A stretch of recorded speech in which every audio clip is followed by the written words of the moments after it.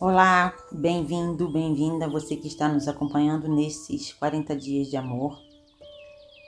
Eu estou hoje aqui substituindo o pastor, pois ele está com a voz afônica, ele não se recuperou e eu hoje estou aqui com vocês, entrando no 28º dia dos nossos 40 dias de amor. Então, muito bem-vindo, acompanhem a gente e deixe Deus falar o seu coração. O 28º capítulo tem por título Enxergando a Verdade sobre Você Mesmo. Ultimamente tenho feito algumas visitas ao oftalmologista.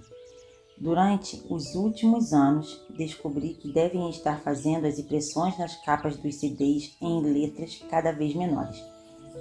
Fui ao oftalmologista e ele me disse que o problema não estava no tamanho das letras, mas nos meus olhos. Eu estava com presbiopia, que não tem nada a ver com ser presbiteriano. Há épocas em que é ruim saber um pouco de grego. No grego, presbis significa mais velho e opia significa olhos. Essa palavra é somente uma forma generosa de me dizer que os meus olhos estão velhos. Cada vez que vou ao oftalmologista, faço o teste padrão. Olho para a parede e leio as linhas de letras até o menor tamanho que conseguir. ZOSFLDPBT ETOLEBZEF BOFCPTEBL. Abrindo parênteses aqui, essas são as letras que ele lê quando ele faz o teste no oftalmologista, sempre na ordem maior para a menor. Fechando parênteses. Eu gostaria de fazer um teste diferente com você. Quanto mais claramente conseguir ler as linhas abaixo, mais claramente conseguirá aplicar os princípios de juízo e misericórdia de Jesus na sua vida. Eu pequei e fui perdoado ou perdoada. Quanto melhor você conseguir enxergar essas duas verdades, menor será a sua atitude julgadora e mais misericordioso se tornará. Paulo conta a verdade terrível quando escreve: não há nenhum justo, nenhum sequer. Não há ninguém que entenda, ninguém que busque a Deus. Todos se desviaram, tornaram-se juntamente inúteis. Não há ninguém que faça o bem, não há nenhum sequer, pois todos pecaram e estão destituídos da glória de Deus. Romanos 3, 10 ao 12 e depois o versículo 23. Eu pequei, você pecou. Quando fingimos que não pecamos, temos problemas com o julgamento. Pessoas que agem como se nunca tivessem pecado são as mais julgadoras sobre a terra. As que pensam que os únicos pecados que cometeram são pecados leves são as mais julgadoras que você já encontrou. Como crentes em Jesus, deveríamos ser as pessoas menos julgadoras de todas, porque sabemos quanto fomos perdoados. Paulo menciona essa verdade maravilhosa quando escreve: Ele nos declarará sem culpa se nós confiarmos em Jesus Cristo para Ele tirar os nossos pecados. E todos nós podemos ser salvos deste mesmo modo, vindo a Cristo, não importa o que somos ou o que temos sido. No entanto, Deus nos declara agora sem culpa das ofensas que lhe fizemos se confiarmos em Jesus Cristo, aquele que em sua bondade tira os nossos pecados gratuitamente. Romanos capítulo 3, 22 e 24. Eu fui perdoado, você foi perdoado. Fomos gloriosamente declarados inocentes por meio da fé em Jesus Cristo. Quando penso no fato de que já pequei e fui perdoado, sou capacitado a me tornar uma pessoa menos julgadora. Quanto mais claramente enxergar essas duas verdades, menor será a minha atitude julgadora. E eu preciso de fato enxergar ambas. Se tudo que enxergo é que pequei, ainda sinto a minha culpa e minha atitude julgadora cresce ainda mais.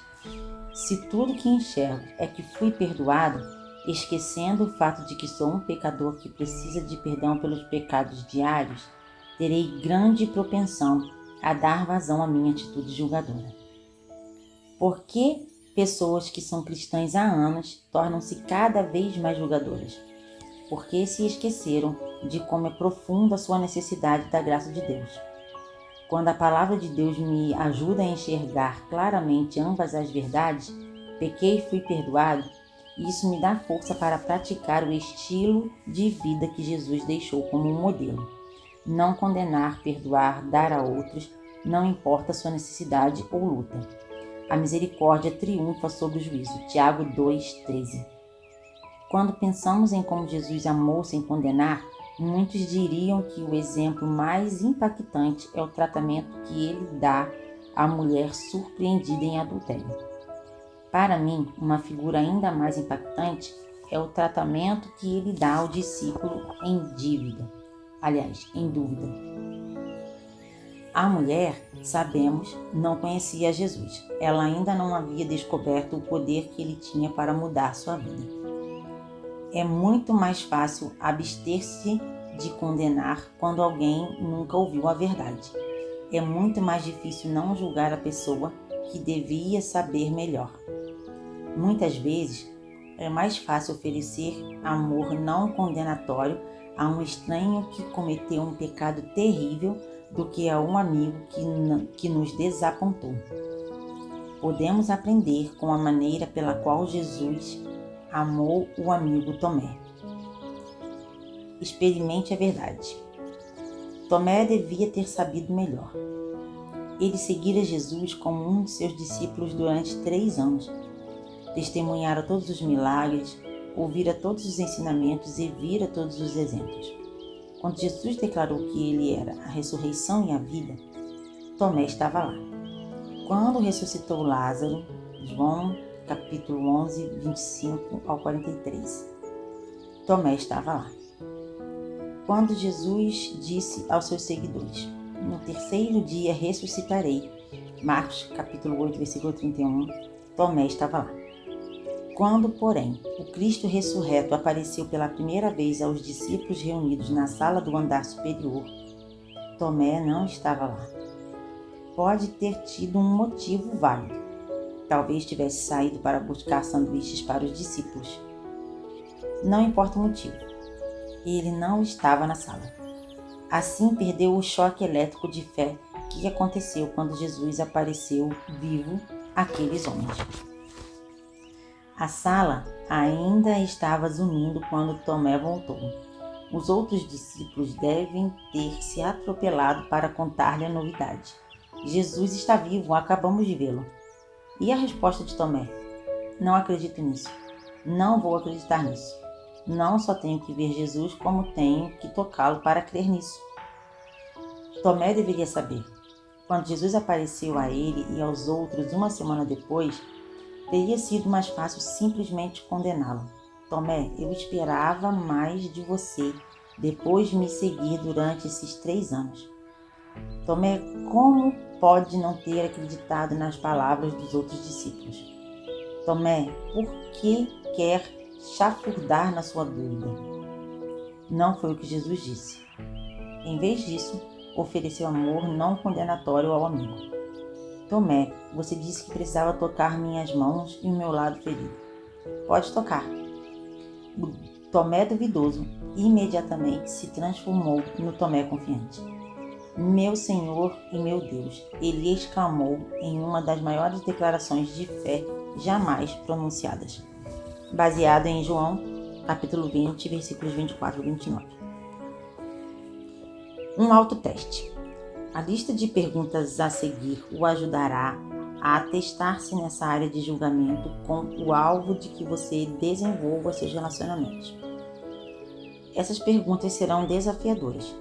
Elas o encorajarão ao crescimento e à mudança. Se estiver disposto primeiro a fazê-las a você mesmo e então ouvir a resposta de Deus, 3 coisas acontecerão. Você será mudado. A integridade substituirá a hipocrisia em áreas escondidas na sua vida. Seus relacionamentos serão mudados. Eles tomarão o ar fresco da misericórdia. As pessoas à sua volta serão mudadas. Elas experimentarão o toque amoroso e misericordioso de alguém que sabe tirar o cisco do olho de um irmão. Jesus escolheu a imagem perfeita quando falou sobre tirar o cisco do olho de alguém. O olho é uma região muito sensível do corpo. Se alguém quer tirar algo do meu olho, precisa ser alguém em quem eu confio. Não vou deixar qualquer pessoa mexer no meu olho e maltratá-lo. A maneira de conquistarmos esse tipo de confiança é mostrar às pessoas que amamos que estamos trabalhando em nossa vida também. Leia com atenção essas perguntas. Depois, encontre tempo sem interrupção durante pelo menos 30 minutos e repasse-as. Talvez até queira agendar algumas horas num lugar solitário no campo ou nas montanhas, ao lado de um lago ou riacho ou na praia. Só você e Deus tendo uma conversa sobre olhos, vigas e cisco, sobre hipocrisia, integridade e misericórdia. Perguntas sobre ignorar a viga no meu olho. O que eu sei ser verdade e estou fingindo que não é no meu relacionamento com as pessoas? No meu relacionamento com Deus, nos meus pensamentos, nos meus negócios, nas minhas finanças, na minha recreação. Às vezes, percebo que estou cheio de ansiedade ou raiva. O que pode estar causando esses sentimentos? Há algo que Deus me disse para fazer e eu ainda não fiz? Tenho focalizado os pecados dos outros a fim de me esconder dos meus próprios pecados? Perguntas sobre tirar a viga do meu olho. Confessei meu pecado a Deus? Confessei o meu pecado a outra pessoa e busquei o perdão? Tenho um parceiro de prestação de contas com quem me encontro regularmente para a minha saúde espiritual? Se estou lutando com um vício, o que está me impedindo de entrar em um programa de recuperação?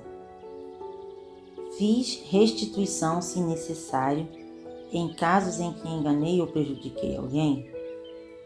Há alguém que preciso perdoar? Perguntas sobre tirar o cisco do olho do meu irmão. Eu já analisei essa questão ou problema na minha vida? Quando vou falar com essa pessoa, quero ajudar? Como devo orar especificamente antes da nossa conversa? De que maneira posso formular as ideias para que transpareçam um espírito de misericórdia? O que vou fazer se a pessoa reagir bem à nossa conversa? Defina de antemão que tipo de conselho ou apoio você poderá dar. O que vou fazer se a pessoa não reagir bem à nossa conversa? Defina de antemão amar, mesmo que seja menosprezado ou desprezado. Ao concluir esses dias de estudo do princípio, assim como julgar os outros, você será julgado, convido-o a se unir a mim nesta oração. Jesus, estou ouvindo as tuas palavras e estou convicto. Vejo que tu falas de mim no ensino de Mateus, capítulo 7. Quem entre nós já não percebeu o cisco no olho do irmão, enquanto ignoramos a nossa viga nos nossos olhos? Eu já fiz isso, Senhor, admito. É tão fácil perceber as falhas nos outros e ignorar as nossas próprias falhas. Por favor, perdoe-me. Senhor, protege-me da hipocrisia. Dá-me a coragem de parar de achar desculpas para o pecado na minha vida. Senhor, dá-me integridade. Dá-me a força para tirar a viga do meu olho. E, Senhor, ajuda-me a ser uma pessoa misericordiosa. Dá-me amor para compartilhar a transformação, a nova vida, o perdão e a liberdade dos pecados que Tu ofereces.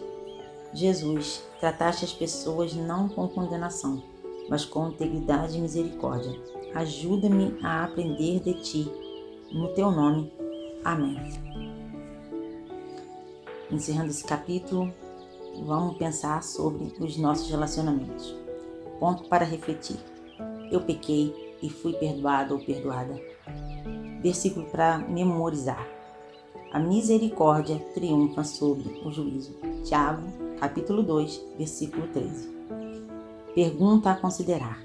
Agende um período especial para refletir pessoalmente sobre as perguntas na seção autoteste nas páginas 254 a 257. E amanhã, o desejo de ser grande. Até o próximo capítulo.